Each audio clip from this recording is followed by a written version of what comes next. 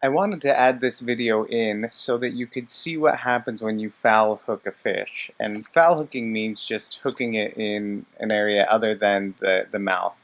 In this video here, you'll see me foul hook one in the tail. So I set the hook on the fish, you see it go taut, and for a minute the fish doesn't know he's hooked. Right away I know I've got him in the tail because of the way my line's moving side to side. As soon as the fish understands that he's hooked, he has me under his complete control. You see him run as hard as he can, and listen to my reel.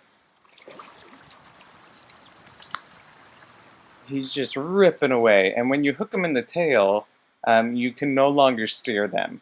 I kind of think of it as instead of hooking them in the steering wheel, you're hooking them in the engine, and all you can do is kind of hold on and hope that you can reel them in.